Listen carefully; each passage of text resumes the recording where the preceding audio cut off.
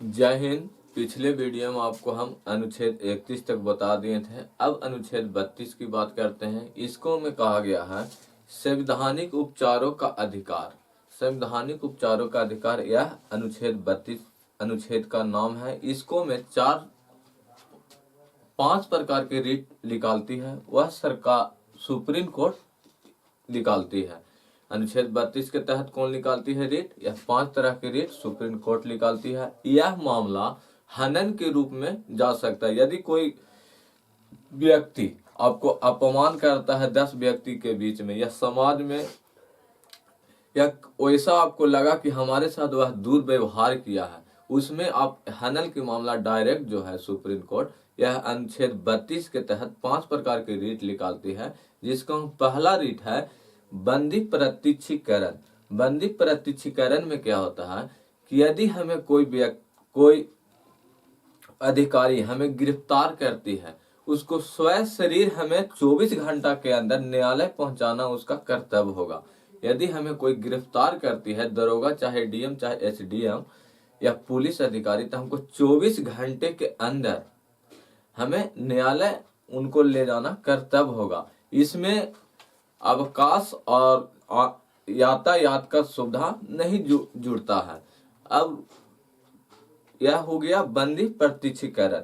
मूल अधिकार के बारे में आपको एक बात और बता दें, जो अनुच्छेद 32 है, जो मूल अधिकार को मूल अधिकार देने का प्रदान करती है, यह अनुच्छेद जो है, अनुच्छेद जो 32 है, यह मूल अधिकार बनाने वाला एक मूल अधिकार खुद है। यदि यह मूल अधिकार 32 न रहे तो हनन की मामला हम डायरेक्ट सुप्रीम कोर्ट में केस नहीं कर सकते हैं। इसके बाद हम बात करते हैं कि मूल अधिकार को फ्रेंच भाषा में मैग्ना कार्टा कहते हैं।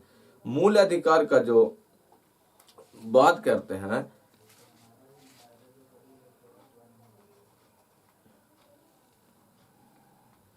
मूल अधिकार जो है यह कहां से लाया गया था? यह अमेरिका के संविधान से लाया गया था। अब हम बात करते हैं बंदी प्रत्यक्षीकरण, जो 24 घंटा के अंदर हमें न्यायालय पहुंचाने की कर्तव्य करेगी अधिकारी लोग। दूसरा में कहा जाता है कि परमादेश। परमादेश उस पर लाया जाता है जब सरकारी व्यक्ति वह अपने काम को बढ़िया से काम नहीं करती है, वह समय के मुताबिक वह काम नहीं करता है, तब परमादेश लाते हैं। जैसे हम आपको बता दें कि यदि कोई सरकारी टीचर अपना सिलेबस खत्म नहीं करती है, जैसे मगध यूनिवर्सिटी जो इतने गंदे पढ़ाते हैं कि 3 साल का कोर्स 5 साल 7 साल में करवाते थे, अब तो मगध यूनिवर्सिटी का कोर्स ही 4 साल का हो गया है। लेकिन पहले क्या होता था कि वह 5 साल में कब होगा, वह अपना ढंग से काम नहीं करते थे। इसी के विरोध, कोई टीचर के विरोध, यदि कोई मैट्रिक का लड़का पढ़ता है टीचर के पास, अगर वह अपना अध्याय पूरा नहीं कर पाए हैं, जो शिक्षक जोन विषय के हैं, तब उन पर परमादेश सरकार लाती है। ये सब बच्चे लोग वहां जाकर खिलाफ करते हैं कि हमारा अध्याय पूरा नहीं हुआ है, उस पर परमादेश आती है, जिसके तहत यह सरकार आदेश देता है कि आप अपना सिलेबस टाइम पर खत्म करें और आपको उतना दिन का समय देगा कि इतना से इतना दिन में आपको यह सिलेबस खत्म कर देना है। यह किसके ऊपर आता है? जब सरकारी कर्मचारी बढ़िया से काम नहीं करता है, अपना काम को ध्यान पूर्वक काम नहीं करती है, तब उस पर परमादेश आती है, जिसका मेंडेमस कहा जाता है, जिसको कोर्ट अदालत में मेंडेमस कहा जाता है। परमादेश के क्या कहा जाता है? मेंडेमस। और बंदी प्रत्यक्षीकरण को हबियस कर्पस कहते हैं। जैसे कोर्ट का ये सब भाषा है, जिस प्रकार आपको हम बोले एक गलती की एक सजा डबल जीवाटी, इसी तरह यह कोर्ट का भाषा है। बंदी प्रत्यक्षीकरण में क्या होता है? हबियस कर्पस कहा जाता है। परमादेश के क्या कहा जाता है? मेंडेमस कहा जाता है। एक आता है उसका अधिकार परीक्षा। अधिकार परीक्षा में क्या होता है? इसको इंग्लिश में कहा जाता है को बरेंटो। अधिकार परीक्षा को अथी में कहा जाता है कि को बरेंटो। को बरेंटो का मतलब क्या होता है कि यदि कोई व्यक्ति अपना काम से ज्यादा उड़ रहा हो, जैसे सरकारी कर्मचारी वह हेडमास्टर का काम करने लगता है, अपना अधिकार से ज्यादा उड़ने लगता है, तब सुप्रीम कोर्ट उस पर लाता है, अधिकार परीक्षा रीट जारी करता है, जिसको कहा जाता है को बरेंटो। मतलब आप अपना अधिकार से ज्यादा उड़ रहे हैं, जिसके तहत आप यह सुधर जाए, नहीं तो आप पर कार्रवाई हो जाएगा। जब कोई सरकारी कर्मचारी या व्यक्ति अपना अधिकार से ज्यादा उड़ने लगता है तो उस पर क्या होता है, को बरेंटो, जिसको कहा जाता है अधिकार परीक्षा। अब आता है एक निषेध, चाहे निषेध बोलिए, चाहे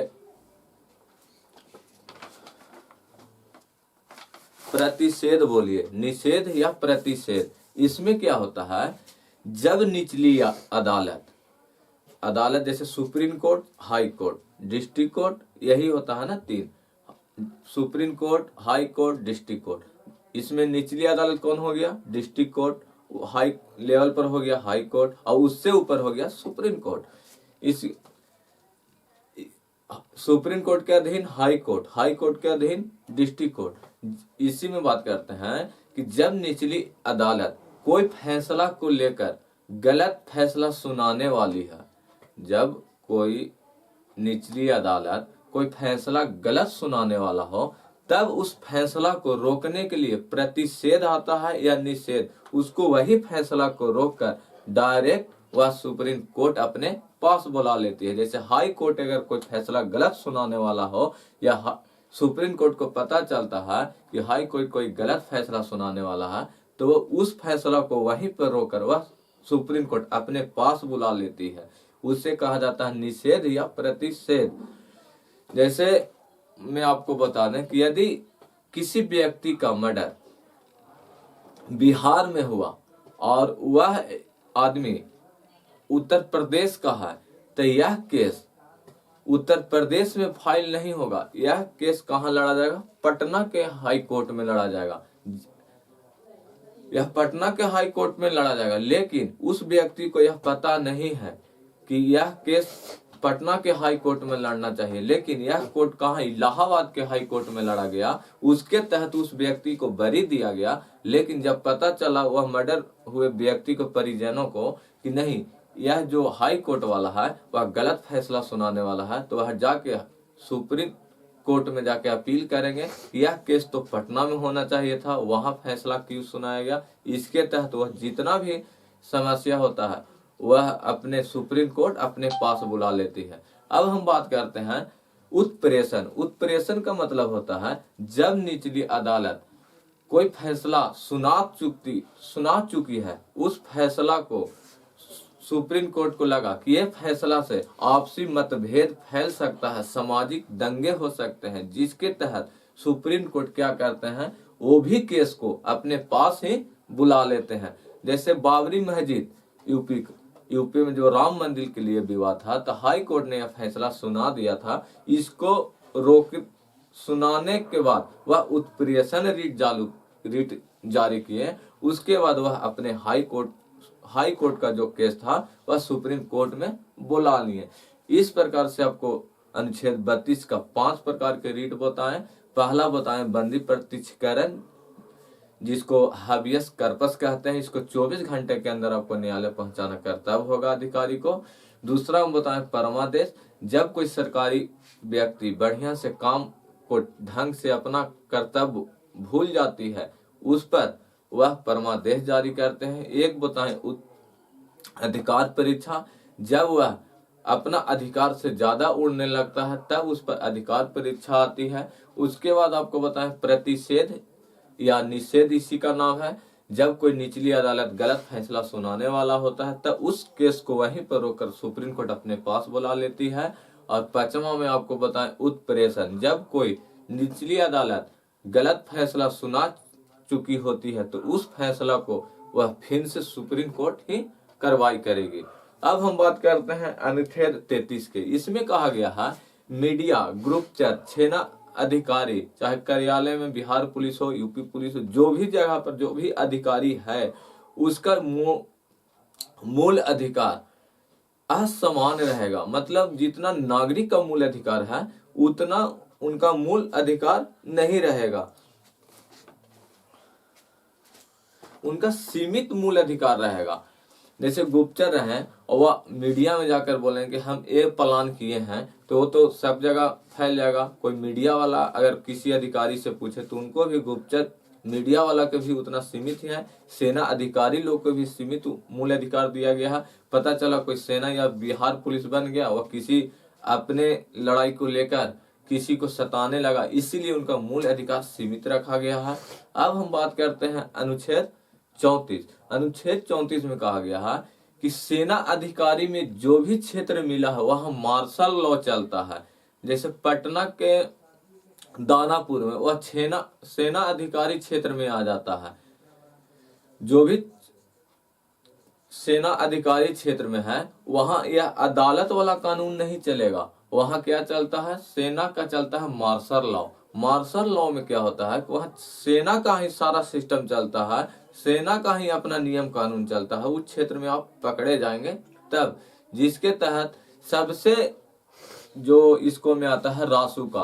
रासुका इसको आपको बताएं 1980 में आया था या अभी तक है। रासुका इसमें इतना पावरफुल होता है कि यदि किसी व्यक्ति के ऊपर रासुका निकल गया है तो उस पर अगर मर्डर भी हो जाती है तो वह पर सरकार कोई एक्शन नहीं ले सकती। ये सेना का सबसे खतरनाक निवारक निरोध में क्या आता है, रासुका।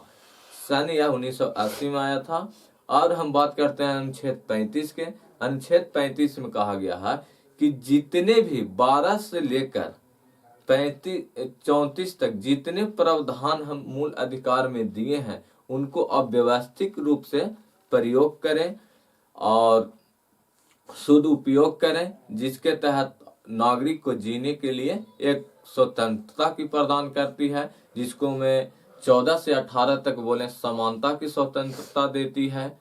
20 से लेकर 19 से लेकर 22 तक वह स्वतंत्रता का अधिकार देती है। पहले घूमने का अधिकार देता है 19 में, फिर गिरफ्तारी से संरक्षण दिया, ये सब स्वतंत्र था। फिर गिरफ्तारी से स्वतंत्रता दिया, फिर उसके बाद 22 तक। 22 के बाद 23 और 24 अनुच्छेद जो है यह शोषण के विरोध है। यदि कोई आपको ऊपर शोषण करता हो, जैसे कोई 23 और 23 में क्या बताएं कि यदि कोई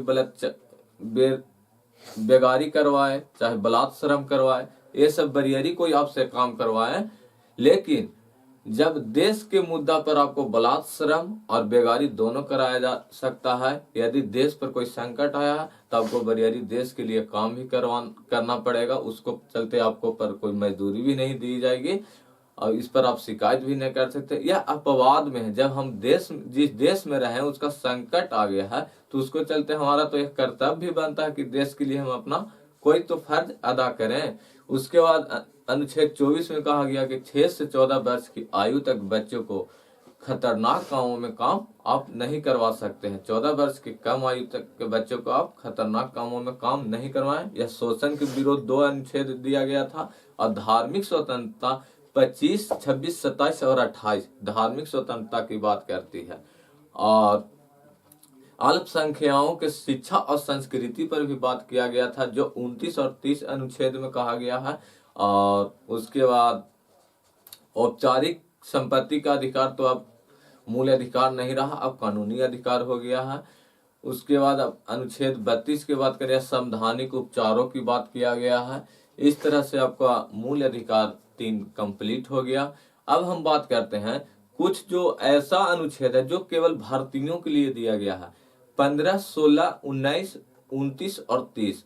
15 में क्या किया है, जाति, धर्म, लिंग के आधार पर हमें सार्वजनिक स्थानों पर हमसे दुर्व्यवहार नहीं किया जाए, जैसे यह भारत के लिए है, इसीलिए यह कहा गया है। 16 में कहा गया है लोक नियोजन। लोक नियोजन माने कोई भी हम सरकारी फॉर्म भर सकते हैं, यूपीएससी, बीपीएससी, बिहार पुलिस कर्मचारी किसी को भी फॉर्म कर सकते हैं। भारत के लिए ही दिया गया है, यह विदेशों के लिए प्रावधान नहीं है। देश से बाहर जो देश के नागरिक हैं उनको लिए प्रावधान नहीं, यह हमारे देश के नागरिक के लिए प्रावधान दिया गया है।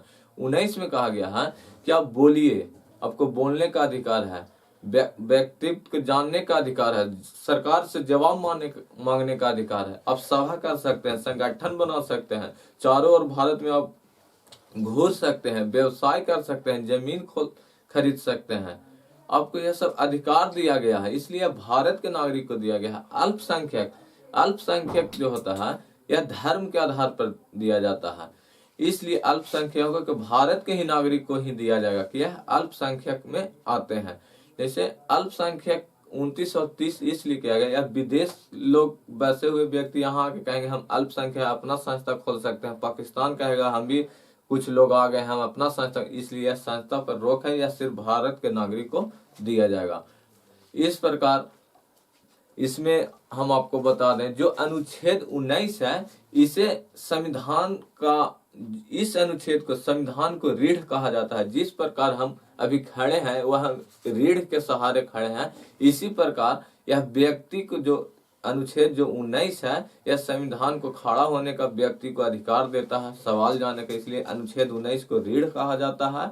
और अनुच्छेद 20 और 21 को शक्तिशाली मूल अधिकार कहा जाता है, क्योंकि यह आपातकालीन स्थिति में भी, चाहे वह राष्ट्रीय आपात हो, चाहे राजकीय आपात हो, चाहे वह वित्तीय आपात हो, उस समय भी निलंबित चाहे प्रतिबंधित नहीं हो सकता है। 20 और 21 जो है यह शक्तिशाली मूल अधिकार है, अनुच्छेद में आता है। 20 और 21 बहुत शक्तिशाली अनुच्छेद है। अब हम बात करते हैं अनुच्छेद 32। अनुच्छेद 32 जो है यह संविधान का आत्मा कहा जाता है। किस अनुच्छेद का संविधान का आत्मा कहा जाता है? तो यह अनुच्छेद 32 को संविधान का आत्मा कहा जाता है। इसको कौन कहा संविधान का आत्मा? भीमराव अंबेडकर ने कहे थे कि यह संविधान का आत्मा है, अनुच्छेद 32। अब हम बात करते हैं किस भाग को, भारत के संविधान को किस भाग को आत्मा कहा जाता है? तो प्रस्तावना को आत्मा कहा जाता है। इसमें सुप्रीम कोर्ट ने कहा था कि यह प्रस्तावना संविधान का अंग भी है, यह आत्मा है संविधान का। किस भाग को आत्मा कहा जाता है? तो प्रस्तावना भाग को संविधान को आत्मा कहा जाता है। किस अनुच्छेद को आत्मा कहा जाता है? तो अनुच्छेद 32 को कहा जाता है। कौन सा अनुच्छेद बहुत शक्तिशाली है? तो 20 और 21। कौन सा अनुच्छेद संविधान का रीढ़ का काम करता है? तो अनुच्छेद 19। अब हम बात करते हैं कि मूल अधिकार हमारा जो निलंबित करेगा तो वह किनको अधिकार है? तो यह राष्ट्रपति को अधिकार है। 1 या 4 दिन, 10 दिन, साल भर, 1.5 साल यह निलंबित कर सकते हैं। लेकिन मूल अधिकार को प्रतिबंधित कौन करता है? तो यह संसद करती है। प्रतिबंधित कौन करता है? तो संसद। और मूल अधिकार को निलंबित और प्रतिबंधित का यह प्रक्रिया कहां से लाया गया है? तो यह जर्मनी का संविधान के वाइमर संविधान से लाया गया है। वीमर संविधान से लाया गया है। जर्मनी के संविधान को वीमर संविधान कहा जाता है। इस तरह वह संविधान से लाया गया है कि मूल अधिकार को प्रतिबंधित और निलंबित करने का अधिकार लाया गया है। निलंबित कौन करते हैं? राष्ट्रपति करते हैं। प्रतिबंधित कौन करते हैं? तो वह संसद द्वारा किया जाता है। इस प्रकार आपका मूल अधिकार 3 कंप्लीट हो गया।